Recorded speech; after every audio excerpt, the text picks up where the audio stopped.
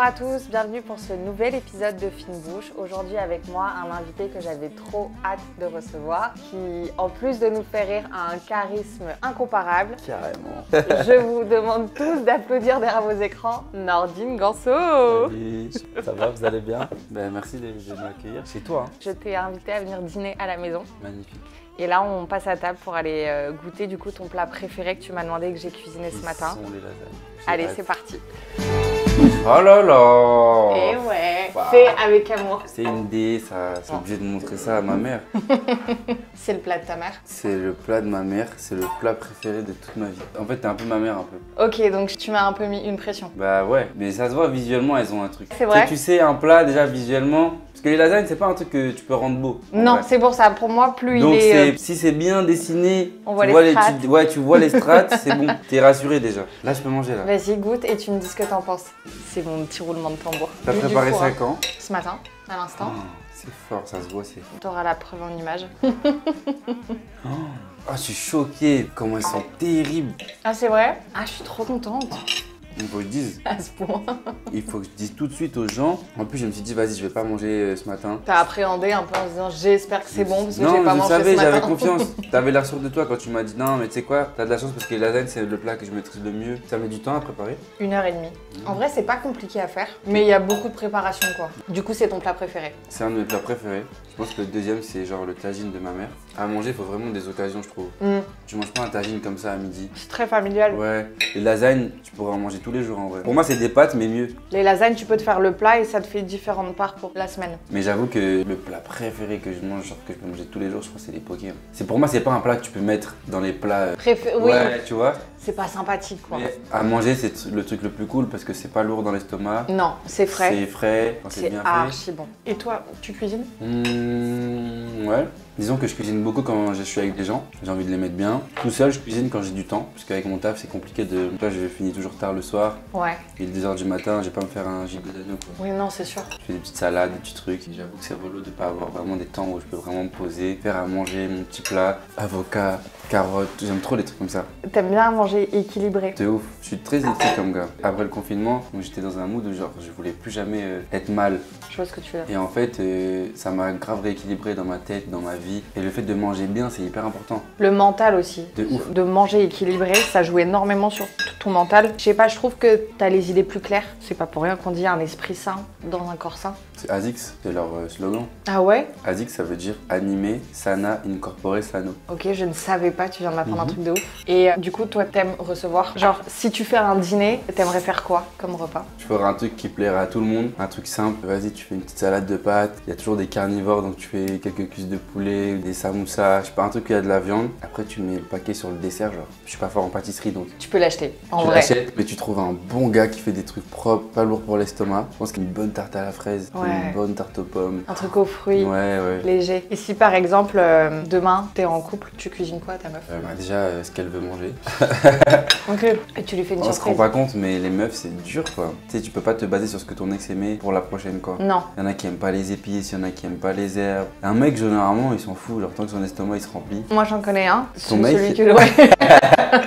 Non, Moi, je sais mais que le c'est mien, vrai que c'est- c'est quand même des cas, mais moi, je connais très peu de mecs, genre, quand t'as faim, quoi. Oui, oui, oui, non, mais grave. Alors qu'une Je vois ce meuf, que tu c'est veux vraiment plus, ouais, mais non, ça, c'est... Plus pointilleuse, Ouais, je ça, suis j'aime pas, ça, c'est Intolérant pas beau. tacite, truc, ouais. Ouais, mais je pense que je ferais, pour faire plaisir à ma meuf, un truc simple qui parle à tout le monde, c'est genre un burger maison, genre. Ah, trop sympa. Ouais, burger maison, c'est cool, je pense. Tu Bien. peux pas te louper. Je pense que c'est en dit long cuisiner pour quelqu'un, ça veut dire que t'es capable de comprendre qui t'as en face de toi. En fait, c'est une vraie preuve d'amour. que tu Genre fais. si juste on en parle comme ça, trop bien Ouais, quand parce il y a que une du coup, tu surprise. te dis, elle m'a écouté, Voilà, elle tu a vois. retenu Parce et. que c'est ce que vous faites souvent les filles, genre vous êtes très, très subtiles, genre. Et... Ah, mais prenez-en tous note, s'il vous plaît, c'est Ouais. bien. Une question, mais aucun rapport, mais j'y pense parce que je le vois là. Pourquoi le violet? C'est Tu vois, ancré maintenant en c'est toi. devenu dans ma life, il y a toujours une petite touche de violet quelque part. Et en fait, violet parce que pendant le confinement, c'est là où j'ai travaillé mon spectacle. Et j'étais confiné du coup avec une meuf avec qui j'étais en lien. On n'était pas en couple, mais c'était. Vous vous fréquentiez. Voilà, elle était à fond dans les délires d'énergie, pierre, couleurs et tout. Et un jour, elle m'a dit, tu sais, les couleurs, ça dit bien plus que ça veut dire. Ok. Tu vois, en fait, on a fait toutes les couleurs en listing, on a regardé les définitions, on avait du temps à perdre, on était en confinement. Et en fait, j'avais acheté un pull violet la veille. J'ai lu la définition du violet et j'ai tout de suite eu un coup de cœur par rapport à toutes les autres couleurs.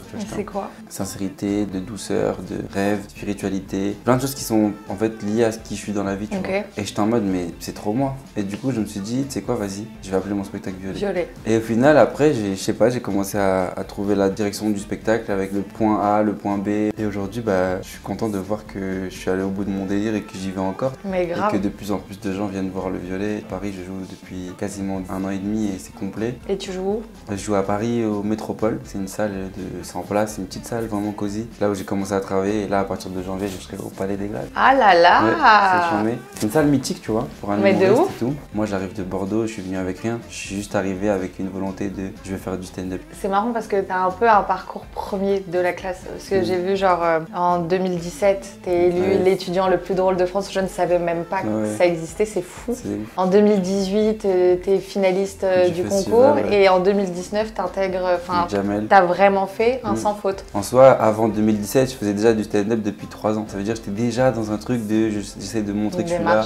Et c'est ça qui est fort avec ce métier, c'est qu'il n'y a pas de place pour les gens qui sont pressés. Et c'est pareil dans la vie en vrai. Une carrière de stand-upper, ça s'installe, tu vois. C'est comme quand tu montes un business, tu vas pas faire tout de suite des millions d'euros. Des phases où tu perds énormément d'argent. Et moi, c'était ça. Pendant 3-4 ans, je jouais à la perte. Je montais à Paris, je payais des trains, des hôtels, des trucs. Et je repartais juste en me disant, j'ai perdu beaucoup d'argent, mais je sais que je vais aller là où je veux aller. C'est des concessions. T'as des moments où t'es un peu triste parce que tu te sens seul et tout. Mais à un moment donné, tu te réveilles et tu te dis, mais gros, là, tu fais ce que t'aimes. Et ça a pas de valeur. Et c'est ça. Et ça a commencé à payer du coup en 2019. Donc j'ai commencé à essayer de faire plein de plateaux, tester des nouvelles blagues, raconter une histoire au fur et à mesure. Du coup, j'ai commencé à voir là où je voulais aller. Puis il y a eu le Covid. Ça t'a permis de te concentrer en fait? Ouais, de ouf. Donc je suis parti en Guadeloupe et en Martinique. Et là-bas, c'était pas confiné. Donc j'ai pu créer des petites scènes à droite à gauche et travailler déjà les idées que j'avais. Et de là, je me suis dit, bah, c'est bon, je crois que je sais où je veux aller. Et en septembre, après 2021, j'ai envoyé le spectacle et on a commencé à jouer. Et puis toutes les planètes se sont alignées au bon moment, à chaque fois. T'es venu avec un peu d'appréhension à Paris? Pas tant que ça, parce que je venais pour mon travail. À Paris, ça qui est bien, c'est qu'il y a tellement d'opportunités. Il y a des personnes comme ça qui t'ont marqué, qui t'ont inspiré et que t'aimerais les avoir dans ton public? Bien sûr, que ce soit Gad, Jamel, Thomas Njijol, tous ces gens-là, Farid, tous ces mecs-là, ils sont là pour ramener quelque chose de différent. Et quand tu vois ces gens-là te dire c'est bien, Jamel, ce que tu fais, ça te touche, tu vois. Le milieu artistique, entre guillemets, c'est dur. C'est le plus dur. C'est celui où il faut que tu aies le plus de passion, quoi. En fait, c'est un milieu tellement traître, dans le sens où quand tu crois que ça marche, c'est que t'as même pas démarré. Ouais, moi j'ai un pote à moi, Paul Mirabel, c'est mon frère, tu vois. C'est fou parce que son succès, il allait très vite. Il est passé de salles de 20 personnes à genre des zéniths quasiment, tu vois. C'est impressionnant ce qu'il a fait. Ça t'a plu? C'était trop bon. Ah ça n'existe pas des restos de lasagne? Non. Genre des sandwichs de lasagne, je sais pas, il y a trop un truc. Je dois avouer que la touche secrète de celui-ci, c'est quoi? Larissa. C'est vrai que c'est un peu rebelle, j'aime bien. Je te propose qu'on passe sur le canapé. J'espère que tu es satisfait et que tu es repu. C'est une dinguerie. Ah ouais, explosion de saveur. Explosion de saveur, ouais. On finit avec du coup ma partie préférée de l'épisode, fine bouche. Je te pose des questions, tu me réponds du tac au tac. Ok. On essaye de voir un peu. Ton restaurant préféré? Miznon, Paris. Pas mal. C'est des trucs israéliens, des pita et tout. Ta destination culinaire préférée? Pour manger, le Maroc. Mon pays d'origine du côté de ma mère. Et à chaque fois que je vais là-bas, je suis choqué comment c'est bon. Les saveurs. Ton péché mignon? Je dirais les Kinder Pingui. C'est grave mignon. Ton cheat meal? Un burger, mais à l'avocat. Je mange plus trop de viande en ce moment. À part quand c'était lasagne. Faites avec amour. Ton restaurant pour un date? Je fais pas de date, ce serait chez moi. Ok. C'est moi qui fais à manger. Chez toi, bah t'es tranquille, tu sais qu'il n'y a pas de stress. Tu sais que tu manges ce que tu veux quand tu veux. J'aime trop les trucs simples, genre. Le plat à te cuisiner pour te faire fuir? Des choux de Bruxelles. Ah, mais c'est tellement facile de dire ça. Pourquoi c'est le plat que tout le monde déteste? Je sais pas. Sucré ou salé? Salé. Brownie, cookie? Brownie. Sans fond. Brownie, c'est plus tendre. Ton dessert favori? Les salades de fruits. Si tu devais inviter 3 personnes à dîner chez toi, j'inviterais ma mère, ou pas? Ouais. mon petit frère et Paul Mirabel. La base. Ouais. Le cercle de base. On termine avec ma question. Ta définition d'une fine bouche? Une fine bouche, c'est pour moi une bouche qui est capable de dire des grosses choses, mais de manière subtile, avec tendresse, avec finesse. Une fine bouche, quoi. Merci. Quant à moi, je vous souhaite une belle soirée et puis je vous dis à la semaine prochaine pour un nouvel épisode Fine Bouche.